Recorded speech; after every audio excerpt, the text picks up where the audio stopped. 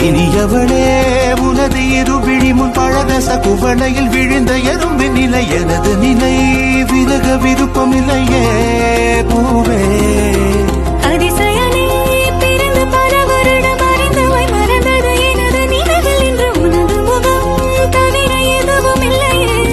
அன்பே